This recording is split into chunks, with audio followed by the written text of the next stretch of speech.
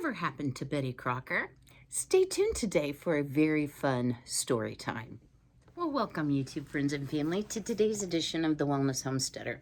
So today you find me in a little different backdrop. I'm upstairs in my bedroom because there's a lot of noise going on downstairs. I have the freeze dryer running, and I also decided to run the dishwasher because my son tells me I need to do that periodically. So it was just too noisy down there, and I wanted to make a video because I started thinking about something the other day, and I thought, I wonder if the general population knows this. I was actually looking at a very treasured item in my stash, and this was my mother's Betty Crocker picture cookbook from the early 1950s that she gifted me when she moved into assisted living. So because I love to research and learn, I thought, let's just have a little story time today. Take a break from thinking about sourdough starter. And y'all, I apologize, you may be hearing some traffic as well. There's like no quiet place in my house today. Although Frankie is up here with me and he's gonna take a nap, so hopefully he'll be a good boy. So let's go back to 1921 and think about the state of the US at that time. So the war had just ended, and there was a big focus on home and stability and the safety and security of homemaking and making home your safe place. One of the most popular magazines at the time was the Saturday Evening Post. I'm sure you've all seen pictures that Norman Rockwell did for the cover, but that was a very widely read magazine and very trusted magazine. So if a company advertised in that magazine, that company's brand was usually trusted as well as popular. So there was a company called the Washburn Crosby Company, and it was basically a flour company. One of the things that they did that was kind of unique to the time is they put recipe cards in their bags of flour. You know, you have to remember back when, y'all, we didn't have the internet, we didn't have YouTube, we didn't have Food Network. We couldn't go on allrecipes.com and type in ingredients we had on hand or learn a recipe for something that we wanted to learn how to make. So a lot of recipes were handed down from generation to generation. And also, it was very valuable to homemakers to have these recipes, because if you think back to the time that this was all going down, most women finished their education in high school. So home economics classes were popular back then, but they weren't necessarily all-encompassing. They didn't learn how to totally manage a household because they didn't have the experience. And there was also a trend to marry younger. And there was a certain shame associated with not knowing how to cook or not knowing how to be really the best homemaker for yourself and your growing family. So the Washburn Company was pretty genius, and as I talk through this story, you're going to see they had some really good marketing ideas. So one of the things they did was they put a puzzle into the magazine, and it was a quaint, like Main Street type scene. And if you cut it out, put the puzzle together, and then mailed it back to the Washburn Flour Company, you would get a prize. Okay, guys, that doesn't happen anymore today, but it happened back then. And the prize was a pincushion that was a little sack of, what do you think? Flour from their flour company. So this was a publicity stunt, if you will, but what they didn't expect was they got an absolutely crazy response. 30,000 plus people sent in the puzzle. I hope they had enough pincushions, just saying, because I'd have been bummed if I didn't get my pincushion. But what was unique is they also got letters along with those puzzles. You know, now everything is text and email, right? But the letters were asking for homemaking advice, cooking advice, one letter was asking, okay, my son has been deployed. What are some good ideas of snacks that I could send him that are, fairly non-perishable that would ship, overseas? So the theme of these letters, although the questions were different, was that homemakers across the U.S. were pretty desperate for advice. And a lot of it revolved around cooking, but also around homemaking as well. So the brainchild men, they couldn't answer the questions because, let's face it, they weren't the homemaker. That was a different time. But one of the people that worked there, high up, his name was Samuel Gale, Gale. He saw an opportunity and he said, what if we could create a personal response to these letters to help drive our brand, basically? And he decided, we need sort of a mascot, right? Like a confident, reliable, realistic homemaker that can respond to all these letters, eventually to all the women, and would have all of the answers. His thought was, hey, if I can get in good with the homemakers, they are driving a lot of the grocery budget and the purchases and the home economics, the money situation, so we can get the lion's share of the brand and increase our sales and profit. Of course, he was a smart guy. So they decided to invent, and y'all, I hope this doesn't burst your bubble if you didn't know. I did know, but only recently. They invented this magical person that would personally sign, because they were typed letters, but personally sign all of the letters.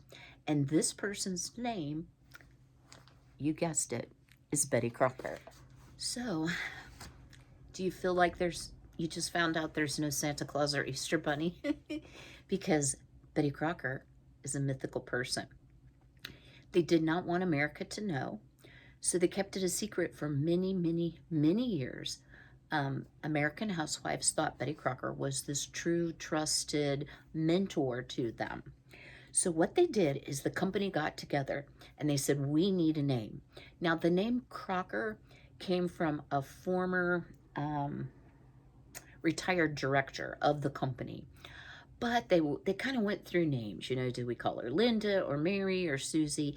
And they decided on Betty because Betty was a popular and common name. It wasn't a super old person's name, but not too youthful of a name.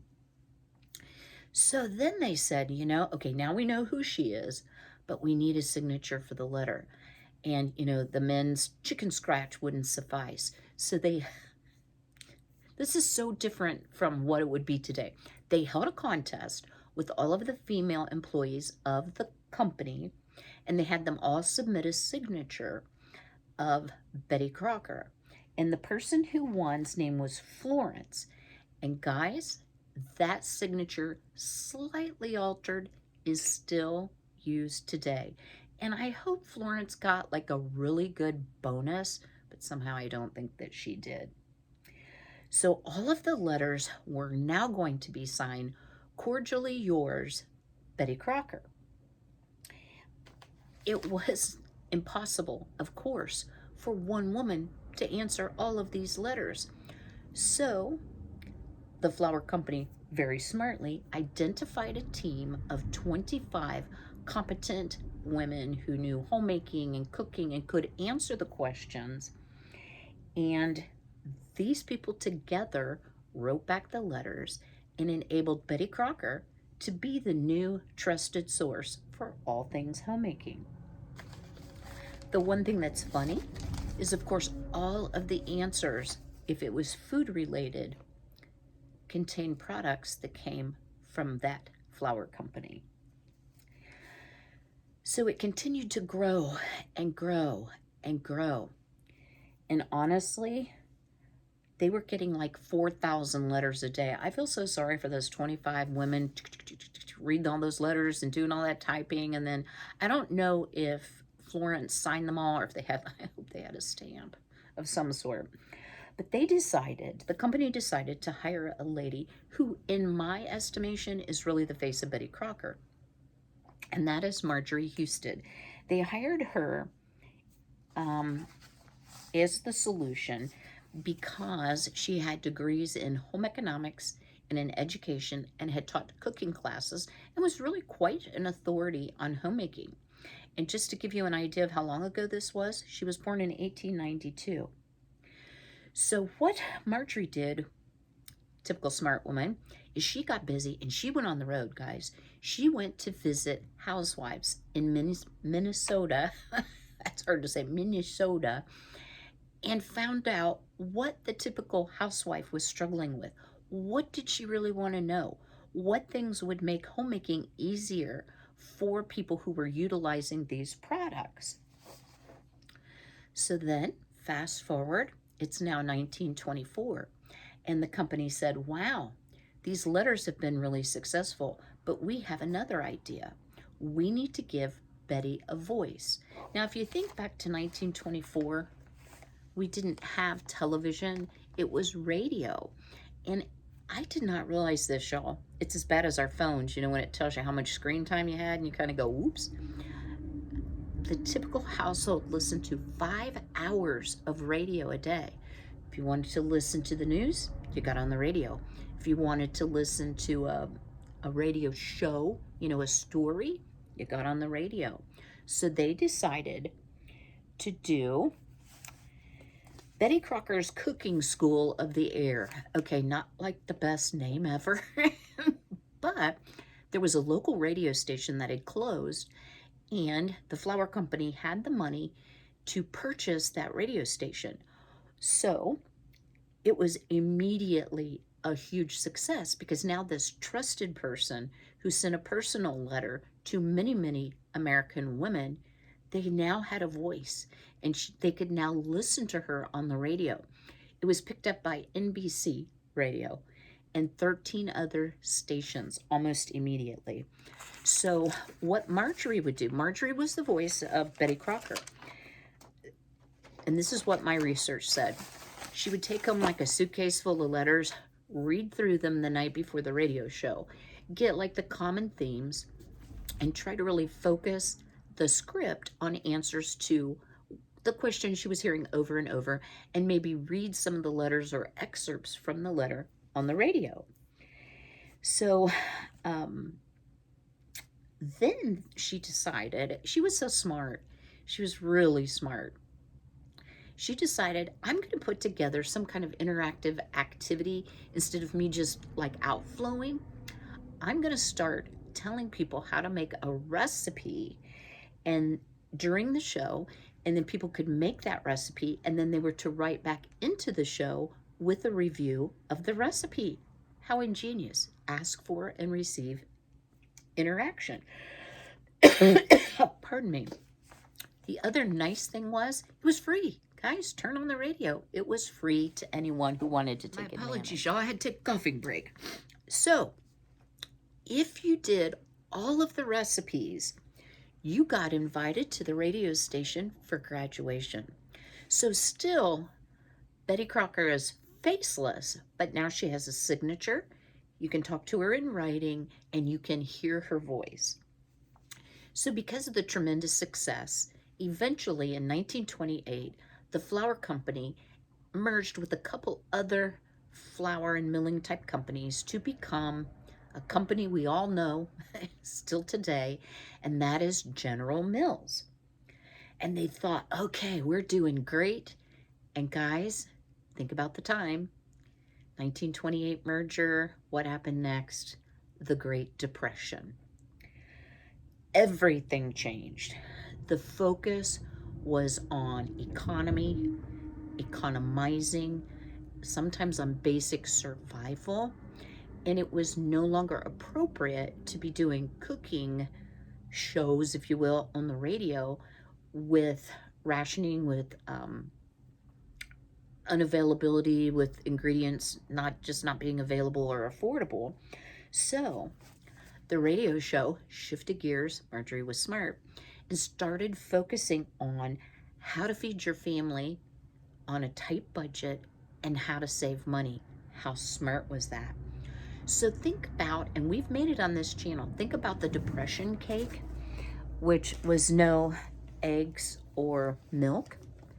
That was one of the things that was done on the show. It's the vinegar water chocolate cake. And it's actually quite tasty if you've never tried it. It's called depression cake. So then in the 1930s, once again, there was a promotional push. And guess where Marjorie goes, y'all? Marjorie went to Hollywood.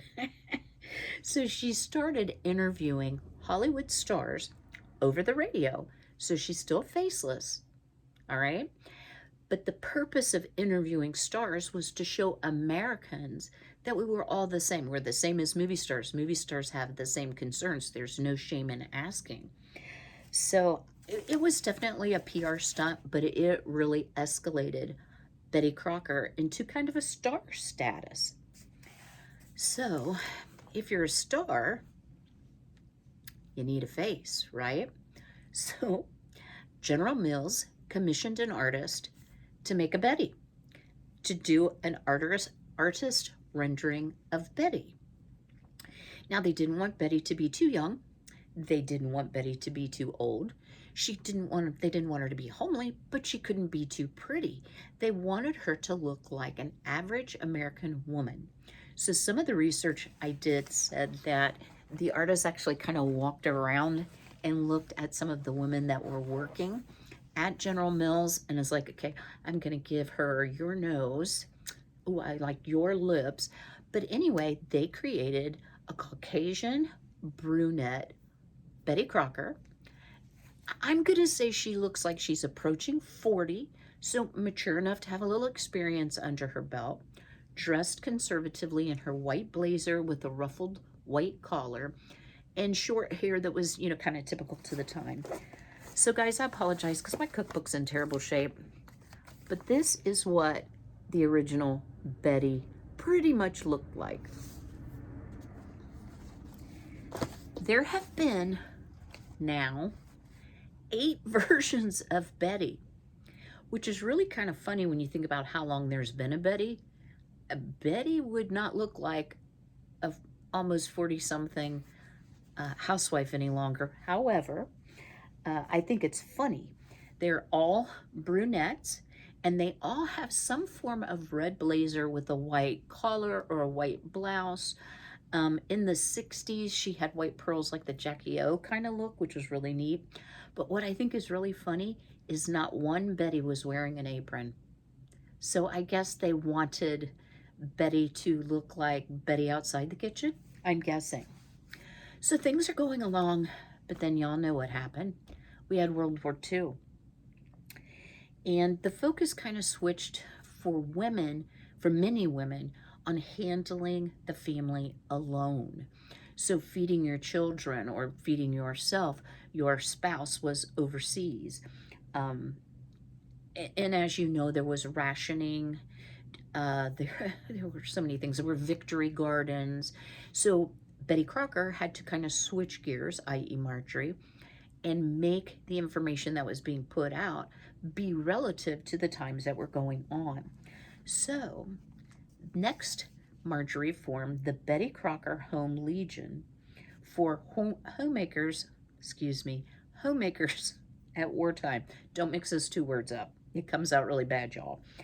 And it was to give American housewives a sense of purpose, but it was an exclusive club. You had to apply. Like, I don't know what the criteria was, maybe just fill out the form, but by 1944, this had taken off nationwide, and any member that was accepted got a pin, and it was like a piece of paper you could frame called the Homemakers Creed, and it was basically about taking care of your family and being a well-rounded person. I'll just sum it up quickly like that. By the end of the war, Betty Crocker, this blows my mind, was the most popular woman in the U.S. behind First Lady Eleanor Roosevelt.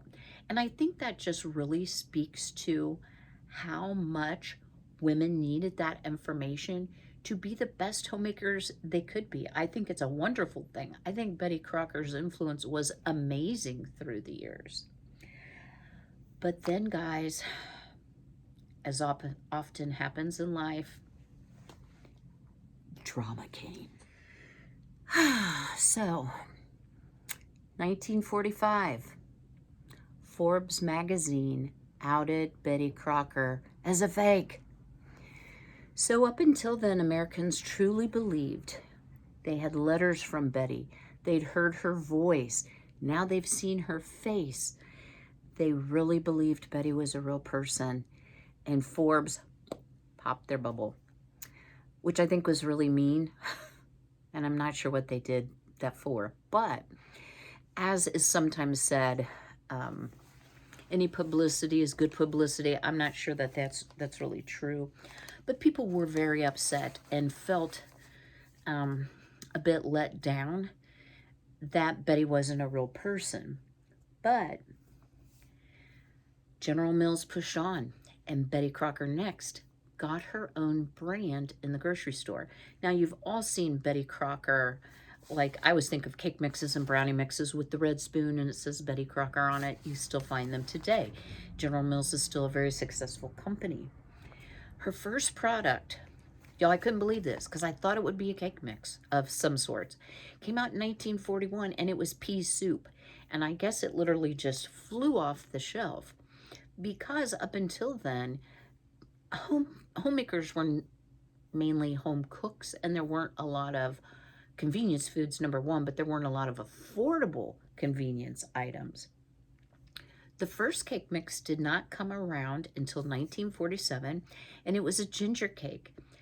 And I don't know if you all are old enough. I am. I remember being young, and one of the first times my mom tried store-bought cake mix, and it tasted nothing like homemade. I know we've become more accustomed to it. Plus, they've greatly improved the taste, texture, etc. But I guess the ginger cake was really, really good, and all you had to do was just add water. So now we are saving these homemakers of America a lot of time in the kitchen, a lot of convenience for them because they were working very, very hard at that time. So now General Mills said, Betty needs a boost. Let's boost up Betty. So the first Betty Crocker picture cookbook came out in 1950. Now again, guys, I apologize about the condition of this book. This was my mom's, what she calls go to housekeeping book. I cannot find a copyright date in this. I have looked and looked. I believe this is a 55.